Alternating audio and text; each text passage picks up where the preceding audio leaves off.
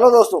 तो आज हम बात करने वाले हैं अंबुजा सीमेंट के बारे में। तो अंबुजा सीमेंट में जिस तरीके से हम देखेंगे यहाँ पर बॉटम बेस बन रहा है, तो क्या बॉटम फॉर्मेशन हो चुका है अंबुजा सीमेंट के अंदर, या फिर ये केवल एक पॉज है और स्टॉक अभी भी बियरिश जोन में जाके इस सपोर्ट को ब्रेक करके एक नया लो बना सकता है। क्या संभावना है आने वाले दिनों के अंदर अंबुजा सीमेंट के प्राइस स्ट्रक्चर में, किस तरीके का चार्ट पैटर्न तैयार हो रहा है अंबुजा सीमेंट में, इसके बारे में बात करेंगे डिटेल में आज के इस टेक्निकल वीडियो के अंदर।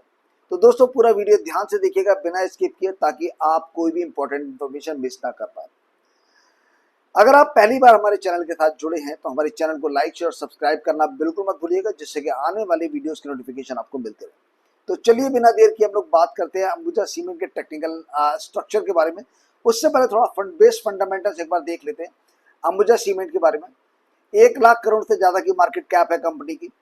Ambuja cement AMBUJACEM Ambuja cement, इसका NSE का कोड है 500425 इसका BSE का कोड है। आज का जो क्लोजिंग रहा है वो 415 रुपए पे इस वक्त अंबुजा सीमेंट ट्रेड कर रहा है। करंट प्राइस 415 है, जबकि बुक वैल्यू 240 है। तो तकरीबन अप्रॉक्स 2 टाइम्स जो है वो स्टॉक ट्रेड कर रहा है। 601 का हाई है स्टॉक का और 394 का लो है, यानी कि ऑलमोस्ट अपने लो के बहुत करीब है। अपने 52 हफ्ते के लो के पास ही अंबुजा सीमेंट ट्रेड कर रहा है। तो क्या ये 52 हफ्ते का लो ब्रेक करके एक नया लो क्रिएट करेगा या नहीं, ये हम चार्ट के माध्यम से समझेंगे। डिविडेंड यील्ड है 0.49, फेस वैल्यू है 2 रुपीज का एंड पैग रेशियो 1.02। वहीं पर कंपनी का ROE 8.8% है and ROC 5.6। Long term duration के हिसाब से अगर हम ROE की बात करते हैं तो मोर देन 25% ROE वाले स्टॉक सबसे बेस्ट होते हैं। लेकिन अगर हम अंबुजा सीमेंट की बात करेंगे तो अंबुजा सीमेंट का ROE 8.85 है। ठीक है। इंडस्ट्री पी की बात करें 32.4 है, वहीं पर स्टॉक का पी है 21.9। तो 21.9 का इंडस्ट्री पी है। तो अभी भी आपको एक अट्रैक्टिव पी पर अंबुजा सीमेंट का स्टॉक यहाँ पर दिखाई दे रहा है। तो यहाँ से हमने एक बेस फंडामेंटल समझा कौन कौन से की रेशियोज है अंबुजा सीमेंट की। इसके अलावा अगर आप देखेंगे इनके इन्वेस्टर्स कौन कौन से हैं, FIIs और DIIs की बात करें, प्रमोटर्स की बात करें तो लगभग 67.3% प्रमोटर्स के पास स्टेक है। FII लगभग 5.63% है, DII लगभग 19.44% है और पब्लिक की होल्डिंग बहुत कम है, लगभग 7.38% की। सो ओवरऑल जो आप देखेंगे जो की इन्वेस्टर्स हैं वो दिग्गज इन्वेस्टर्स हैं, FII DII या प्रमोटर। कैश फ्लो की बात करेंगे तो कैश फ्लो नेगेटिव में माइनस के 594 करोड़ रुपए, जबकि 2025 में 6293 करोड़ का नेगेटिव में कैश फ्लो था। ठीक है, कैश आउटफ्लो था, आपके पास कैश इनफ्लो है, अब भी कैश आउटफ्लो है माइनस के 594 करोड़ का। ठीक है। इसके अलावा बैलेंस शीट की बात करते हैं तो बैलेंस शीट में अगर आप रिजर्व्स को देखेंगे तो रिजर्व बहुत ज्यादा है कंपनी के पास, लगभग 58,800 करोड़ के रिजर्व्स है। वहीं पर बोरोइंग केवल 866 करोड़ के। तो इसका मतलब कि आपकी जो बोरोइंग है वो ऑलमोस्ट नेग्लिजिबल है कंपेरेटिवली टू रिजर्व। तो रिजर्व बहुत बड़ा रिजर्व है कंपनी के पास, जहां पर कंपनी इसको एक्सपेंशन में यूज कर सकती है। फिक्स्ड एसेट भी लगभग 58,000 करोड़ के हैं। अगर हम यहाँ पर फिक्स्ड एसेट को देखेंगे तो लगभग 5,500 करोड़ का लैंड बैंक भी है कंपनी के पास। तो land bank it's a big कि 5,500 करोड़ का। वहीं पर बिल्डिंग जो है कंपनी के लगभग 6700 करोड़ की है और प्लांट एंड मशीनरी लगभग 34,700 करोड़ के। तो overall fundamentals are very very good. वहीं पर अगर जून क्वार्टर के नंबर की बात करेंगे तो लगभग 9,500 करोड़ रुपए का कंपनी ने सेल्स डिक्लेयर किया है, जबकि जून 2025 में 10,289 करोड़ का था। लगभग 700 करोड़ के आसपास का सेल्स डिक्लाइन हुआ है। वहीं पर प्रॉफिट भी 1,041 करोड़ से बढ़ के घट के केवल 660 करोड़ है। तो और क्या ये सारे फैक्टर्स जो रिजल्ट्स के हैं क्या डिस्काउंटेड हो चुके हैं चार्ट पर या नहीं, चार्ट के माध्यम से समझेंगे। क्या जितने भी ये नेगेटिव फैक्टर्स है, प्राइस का गिरना, शेयर्स का डाउन होना, प्रॉफिट का डाउन होना, क्या ये सभी फैक्टर्स हमारे चार्ट में डिस्काउंट हो चुके हैं। तो चलिए चार्ट पर चलते हैं और देखते हैं किस तरीके से अंबुजा सीमेंट का चार्ट फॉर्मेशन हो रहा है। तो देखिए यहाँ पर ये अंबुजा सीमेंट का चार्ट है और यहाँ पर अंबुजा सीमेंट ने 52 वीक हाई लगाया था, लगभग 696 रुपए का हाई था। ये कब था इसको भी देखते हैं। और ये जो हाई था हमारा, ठीक है, इस हाई की बात करते हैं तो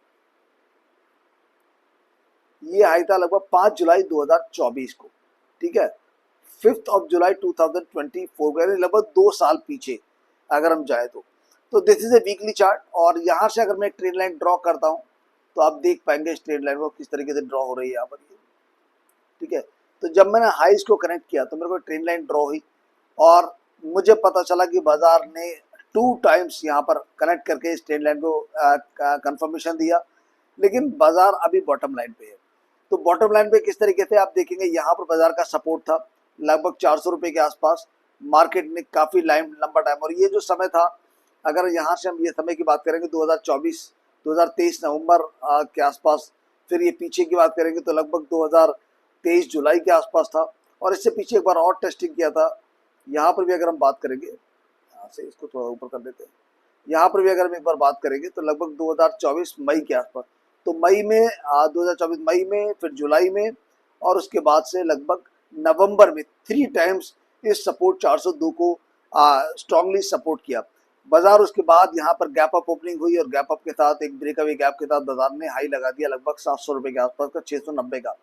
फिर बाजार नीचे आया 200 पीरियड मूविंग एवरेज पे आके बाजार ने 2 बार टेस्टिंग किया, स्ट्रॉन्ग सपोर्ट था, बाजार वापस ऊपर चला गया, आपको एक लोअर हाई का फॉर्मेशन बना के दिया। जब हमने कनेक्ट किया था ट्रेंड लाइन हमारी ड्रॉ हो गई, और यहाँ पर भी देखिए बाजार किस तरीके से फॉर्मेशन करता हुआ हमारा ऊपर की तरफ गया, लोअर हाई बना के लोअर हाई बनाया। अब ये जो लोअर हाई था, ये कितना रैली हुआ, ये इसको देखते हैं। अगर हम यहाँ से बात करते हैं तो ये रैली आप देखेंगे ये था, तो कितना 61.8%। तो मैं हर बार आपको बोलता हूँ कि ये एक बहुत बढ़िया लेवल रहता है। तो जब बाजार ने गिरावट दिखाई, गिरावट के बाद जब एक बाजार का रिकवरी आई, तो वो उस प्रीवियस जो फॉल था उसका 61.8% रिकवरी था, और वो एक गोल्डन रेजिस्टेंस रेशियो होता है। तो गोल्डन रेजिस्टेंस पे बाजार ने रजिस्ट किया, वहां से बाजार वापस से नीचे आया, और 2023 का लो जो था 400 रुपये का, उसके पास आके बॉटम बनाया। यहाँ पर भी 3 बार आपने देखेंगे 1, 2 and thrice 3 bar bottom base बना, यहाँ पर भी 3 बार बॉटम बेस बना, and third time bottom base बनने के बाद बाजार ने एक शार्प मोमेंटम और एक अच्छी रैली दी। तो क्या इस बार भी ऐसा ही होना है? क्या हिस्ट्री रिपीट होगी सेम सपोर्ट से आके? क्या फिर से हमें एक अप ट्रेंड का मोमेंटम देखने को मिलेगा? खैर, थोड़ा सा और इसको एनालाइज करने की कोशिश करते हैं। तो बाजार जब यहाँ से गिरावट आई, और गिरावट के बाद ये आप देख सकते हैं जिस तरीके से फाइनल गैप था 200 पीरियड मूविंग एवरेज के नीचे था, और इस वक्त बाजार अपना 200 period moving average, 50 period moving average और 20 पीरियड मूविंग एवरेज, तीनों मूविंग एवरेजेस के नीचे ट्रेड कर रहा है। तो यहाँ पर जो बियर्स आर मोर स्ट्रॉन्ग है, बियर्स स्ट्रॉन्ग, तो बियर्स आपके स्ट्रॉन्ग है आपके। लेकिन यहाँ पर ये बॉटम बेस बन रहा है लगभग 400 रुपये के आसपास। तो क्या बाजार 400 रुपये को तोड़ेगा? क्या इस 400 को तोड़ के एक नया लो बनेगा? ये अभी कहना बहुत मुश्किल है, ठीक है। लेकिन हम ऊपर की तरफ अगर बात करते हो रेजिस्टेंस की, तो हमारा ऊपर की तरफ रेजिस्टेंस बनेगा लगभग 455 से 470 का। तो हमारा जो रेजिस्टेंस है वो रहेगा 455 से 470 का। सपोर्ट क्या बनेगा हमारा? अगर हम सपोर्ट की बात करते हैं तो लगभग 390 से लेके 405, ये मैंने आपको रेंज बना दी है, ठीक है। सपोर्ट रेंज 390 से 405। अगर 390 के नीचे का डेली क्लोज हो जाता है, इट मीन्स कि फिर बियर्स का ग्रिप स्ट्रांग हो चुका है, और वहां से फिर आपको अपने रिस्क मैनेजमेंट के हिसाब से देखना चाहिए एंट्री और एग्जिट का लेवल क्या बनता है, ठीक है। तो 395 से 405 ये 15 रुपए की एक सपोर्ट रेंज जो कि स्ट्रांगली रहने वाली है। ऊपर की तरफ अगर मैं बात करूं 455 से लेके 470 daily closing chart, weekly closing chart पर एक स्ट्रांग रेजिस्टेंस है, ठीक है। डेली चार्ट पे एक बार आते हैं और डेली चार्ट पे एक बार रिव्यू करने की कोशिश करते हैं कि डेली चार्ट पे किस तरीके का मोमेंटम है। तो आप देखेंगे साइडवेज मोमेंटम चल रहा है स्टॉक का। और अगर मैं यहाँ से इनको हटा देता हूँ और मैं बॉक्स का पैटर्न ड्रॉ करता हूँ, तो मैं देखता हूँ यहाँ पे कि किस तरीके से एक बाजार का जो सिनारियो है वो तैयार हो रहा है। आप देखिएगा यहाँ पर क्या वो फॉल्स ब्रेकआउट हुआ, ठीक है। बाजार ने यहाँ पर फॉल्स ब्रेकआउट किया, लेकिन बाजार का जो इस बॉक्स का टेरिटरी का रेंज है वो एक बार हम लोग देख लेते हैं। इसको हम ब्लैक कर देते हैं, ठीक है, और इसको हम लोग थोड़ा सा लाइट शेड में दे देते हैं। तो हम देख पाएंगे कि 405 और 468 70, तो यहाँ पर 400 से लेके 470 का लेवल मान लीजिएगा, ये स्टॉक की रेंज है। 400 से लेके 470 ये रेंज है। तो 400 के नियर बाई बाई करना है, बाई कर सकते हैं। 470 के नियर बाई हम सेलिंग कर सकते हैं। यहाँ पर 470 की जगह 460 के आसपास भी हमें सेलिंग का मौका मिल सकता है। तो फिलहाल अगर हम देखेंगे यहाँ पर बॉटम बेस बन रहा है, फॉल्स ब्रेकआउट हमारा हो चुका है और 80% ऑफ द टाइम जो ब्रेकआउट्स होते हैं जो कि वो फेक हो जाते हैं, फॉल्स ब्रेकआउट्स होते हैं, क्योंकि बाजार वापस से प्राइस जो है वापस से सेम पैटर्न के अंदर आ जाता है। तो यहाँ पर अब अगर हम देखेंगे कि अगर आप यहाँ से अगर कहेंगे स्टॉप लॉस की बात करेंगे तो हम इस ये जो लो है हमारा फेक ब्रेकआउट को 393 का, तो हमने जैसे 390 का बोला था, तो हमारा करंट स्टॉप लॉस कम सपोर्ट कितना रहेगा आपका 390 का, ठीक है। और अगर हम इस समय बात करें रेजिस्टेंस की, ये जो आप देख रहे हैं जहां पर 20-50 मिनट का मूविंग एवरेज है, ये हमारा रेजिस्टेंस बनता हुआ नजर आ रहा है। तो अगर इसको हम लेवल ड्रॉ कर दूं मैं इसको आके, तो मैं यहाँ पर आ जाता हूँ और जैसे मैंने इस लेवल को ड्रॉ किया तो मैंने देखा यहाँ पर मल्टीपल टाइम्स इस लेवल को बाजार ने टेस्टिंग किया हुआ है। तो ये लेवल कितना 428 से 430 का। तो रेजिस्टेंस इमीडिएट यहाँ से मैं बोलूंगा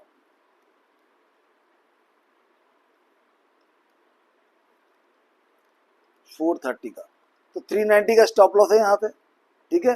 430 का मेरा रेजिस्टेंस है, वो क्रॉस होता है तो फिर मेरे को जो नेक्स्ट R2 मिलेगा वो मेरा मिलेगा यहाँ पर, जहाँ पर और एक बार आके आप देखेंगे यहाँ पर यहाँ पर यहाँ पर यहाँ पर मल्टीपल टाइम, यहाँ पर आप देख सकते हैं यहाँ पर लगभग 447 के आसपास का।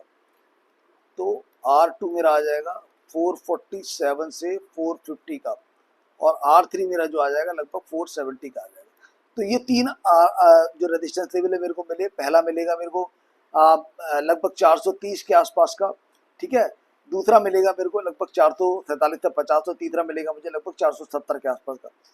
बॉक्स के बाहर का क्लोजिंग आप देखेंगे ये वाला, इसको भी आप माइनर स्टॉप लॉस लगा सकते हैं, ठीक है, जो कि 405 का लेवल है। तो अगर हम यहाँ से बोलते हैं तो फ्लक्चुएशन में 405 की जगह मैं 400 रुपए का स्टॉप लॉस आपको बताता हूँ। तो ये तो मेरा एक डीप स्टॉप लॉस हो गया मीडियम टर्म के लिए। अगर मैं शॉर्ट टर्म स्टॉप लॉस की बात करूं, वो लगभग रहेगा 400 से लेकर 402 रुपए का, closing with the follow through, यानी इसके नीचे क्लोज होता है, फॉलो थ्रू करता है डेली चार्ट पे, तो फिर मैं अपनी पोजीशन को कट कर सकता हूं क्योंकि मेरा स्टॉप लॉस हंट हो जाएगा। तो इस तरीके से ये स्टॉक अभी फिलहाल डेली चार्ट पर एक बॉक्स के अंदर ट्रेड कर रहा है। वीकली चार्ट पे जब मैं आता हूं तो वीकली चार्ट पे स्टॉक एक बॉटम बेस फॉर्मेशन कर रहा है एंड पिछले जो अगर हम बात करें 2023 के जो लो है वहां पर एक स्ट्रांगली सपोर्ट बेस बना रहा है। 10 से 15 रुपए का फ्लक्चुएशन पॉसिबल है। तो अगर 400 रुपए के आसपास आपका स्टॉप लॉस बनता है तो 10 रुपए का स्टॉप लॉस लगभग 390 को आप ऐसे फ्लक्चुएशन आप लगा सकते हैं। 390 के नीचे का daily closing, weekly closing and follow through अगर हम जाएंगे तब आपको वहां से स्टॉक के अंदर सेलिंग प्रेशर देखने को मिलेगा। तो वीकली क्लोजिंग चार्ट पर अगर हमारा स्टॉप लॉस रहेगा वो 390 का रहेगा, डेली चार्ट पर हमारा 400 रुपए का रहने वाला है। तो यहाँ से मैं आपको लिख दूं डेली स्टॉप लॉस 400 रुपए का है, ठीक है, और वीकली स्टॉप लॉस 390 रुपए का विद फॉलो थ्रू। तो इन दो सपोर्ट्स को आप बात कर सकते हैं। स्टॉप लॉस का हम सपोर्ट्स बन रहे हैं क्योंकि यहाँ पर हमारा 2023 का यहाँ supply zone demand zone generate हो रहा है, एक हैवी डिमांड जनरेट हुआ था जिसने स्टॉक में हाई लगाया था लगभग 700 रुपए का। उसके बाद बाजार लगातार लगभग गिरता चला रहा है। अच्छा, यहाँ से मैं अगर वेव एक्सटेंशन लगाता हूँ और मैं देखता हूँ कि यहाँ से अगर मैं इसको ड्रॉ करता हूँ और वापस आता हूँ तो आप देख पाएंगे अगर मार्केट ने 390 के नीचे का वीकली क्लोज किया तो फिर हमें नेक्स्ट फर्दर लेवल जो है वो 325 से 330 का देखने को मिल सकता है, ठीक है। तो आप फिलहाल के लिए नजर रखेंगे 390 का। 390 के नीचे का वीकली क्लोज अगर हो जाता है तो फिर स्टॉक में आपको एक स्ट्रॉन्ग बियरिश सिग्नल देखने को मिल सकता है, सेलिंग प्रेशर देखने को मिल सकता है for the next level of the major support of the 325 से लेकर 330 अप्रोक्सीमेटली। तो इन लेवल्स को आप फोकस आउट कीजिएगा। और अगर हम मंथली चार्ट पे भी चलते हैं अगर ठीक है, तो यहाँ पर मंथली चार्ट पे भी अगर मैं देखूंगा तो स्टॉक का ट्रेंड लॉन्ग टर्म चार्ट पे भी फिलहाल वीक ही है, ठीक है। क्यों? क्योंकि यहाँ से बाजार ने गिरावट दिखाई, रिकवरी दिखाई और बाजार फिर से गिरावट यहाँ दिखाई। तो क्या मार्केट यहाँ बॉटम बना के वापस से 61.8% का रिट्रेसमेंट करेगा? और अगर ऐसा करता है तो क्या वो लेवल्स हो सकते हैं? ये हम फिब के टूल के हिसाब से एक बार ट्राई करते हैं। और अगर मैं यहाँ से इस रैली को करूँगा तो लगभग 535 से 540 ये लेवल अगर यहाँ से रिवर्सल आता है, अगर बाजार 390 के नीचे का वीकली क्लोजिंग नहीं करता है, 390 के नीचे का वीकली क्लोज नहीं करता है, तो और वहां पे एक अपट्रेंड आपको दिखाना स्टार्ट करता है, तो लगभग 540 रुपए तक आपको एक स्ट्रॉन्ग मेजर रेजिस्टेंस देखने को मिल सकता है। 540 540 540 के आसपास आप टेक प्रॉफिट करके वहां पर चल सकते हैं। देखिए, ये वीडियो केवल नॉलेज पर्पस के लिए बता रहा हूँ, किस तरीके से आप टारगेट्स को निकालते हैं, किस तरीके से आप स्टॉप लॉसेस से निकालते हैं, लेकिन यहाँ पर कहीं पर भी बाई सेल या होल्ड का आपको सजेशन मेरी तरफ से बिल्कुल नहीं दिया जा रहा है। ये केवल एजुकेशनल पर्पस के लिए मैं आपको बना रहा हूँ कि कैसे हम लोग स्टॉप लॉसेस को आइडेंटिफाई करते हैं अलग अलग टाइम फ्रेम पे, और कैसे हम लोग टेक प्रॉफिट का लेवल, स्टॉप लॉसेस, ये सभी आइडेंटिफाई करके उसके बाद एक प्रॉपर जो प्लान्ड ट्रेड होती है वो हम लेते हैं। तो उसी तरीके से आप भी कीजिएगा। तो 390 का एक बहुत इंपॉर्टेंट सपोर्ट है, कम स्टॉप लॉस है वीकली क्लोजिंग पर। अगर वो ब्रेक नहीं होता है तो ऊपर की तरफ जो आपके short to medium term targets आ सकते हैं, जो रेजिस्टेंस आ सकते हैं, वो तकरीबन 450 का, उसके बाद 480 से लेके 485 का, एंड देन उसके बाद आपको मल्टीपल टाइम अगर फ्लिप के हिसाब से देखें, बट ओवरऑल अगर आप देखेंगे 540 रुपए का ये आपको टारगेट्स मिल सकते हैं। 450, फिर 485 भी अगर सक्सेसफुली ब्रेक करता है तो बहुत ज़्यादा हाई चांसेस होंगे कि वो आपको गोल्डन रेजिस्टेंस रेशियो यानी 61.8% की रैली तक लेके जाए और आपको 530 से 540 के आसपास प्रॉफिट बुकिंग का मौका मिले।